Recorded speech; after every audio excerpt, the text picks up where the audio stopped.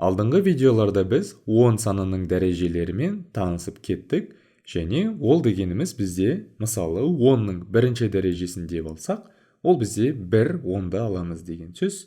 Ал 10-ның квадраты, яғни екінші дәреже дегеніміз, ол біз 2 10-ды аламыз, және біз осы 2 10-ды бір-біріне көбейтеміз. Осы жерде біздің жауабымыз 100 болады екен. Ал келесі бізде 10-ның үшінші дәрежесі, яғни біз 3 10-ды бір-біріне көбейтеміз. Яғни 10 көбейту 10 көбейту 10. Ал осы көбеткіштеріміздің мәні бізде 1000-ға тең болады. Яғни көріп тұрғаныңыздай бізде 3 0, себебі бізде 10-ның үшінші дәрежесі. Осылайша бұл біздің 10 санының дәрежесіне кішігірім қайталау болды.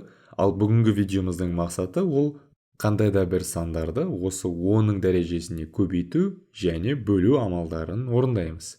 Ал ендеше бастайық. Ең алдымен біздің қарастыратын сан, мысалы 2,3 болсын, және біз осы ондық бөлшегімізді 10-ның бірінші дәрежесіне көбейтіп көрейік.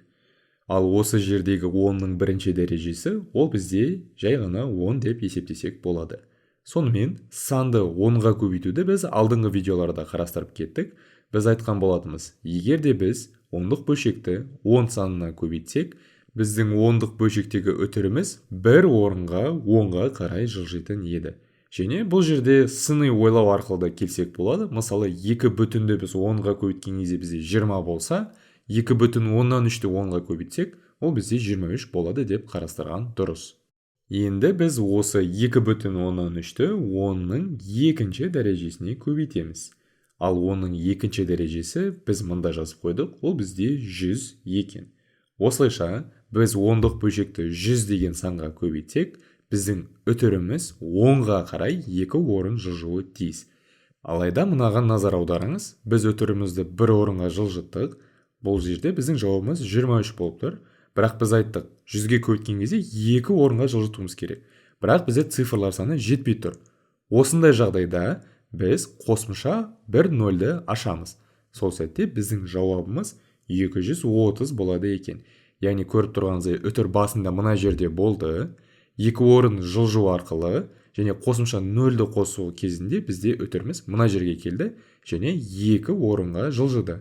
Сонымен кезекті есебіміз 2,3-ті 10-ның үшінші дәрежесіне көбейтеміз. Яғни 10-ның үшінші дәрежесі дегеніміз ол бізде 1000.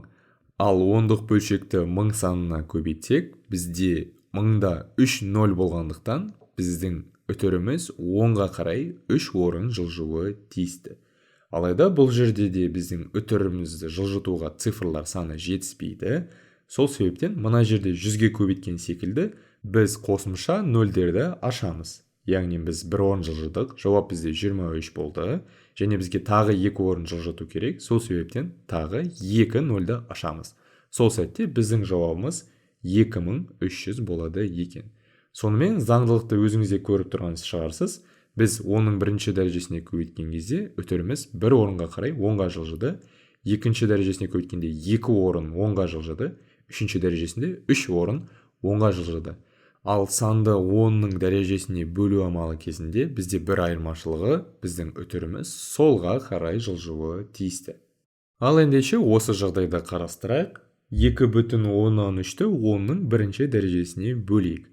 Біз айтып кеткендей, бізде көбейту амалына қарағанда бөлу амалы қарама-қарсы болады. Яғни біздің үтіріміз бір орынға солға қарай жылжуы керек. Себебі 10-да тек бізде 1 0. Ал ендеше солға жылжыту кезінде біздің санымыз жай ғана үтірден бастала алмайды. Сол себептен біз қосымша 0-ді ашамыз.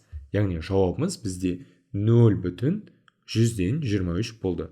Көріп тұрғаныңыздай үтір 1 орынға жылжыды. Енді келесі есебіміз 2,3-ті 10-ның екінші дәрежесі немесе 100-ге бөлеміз.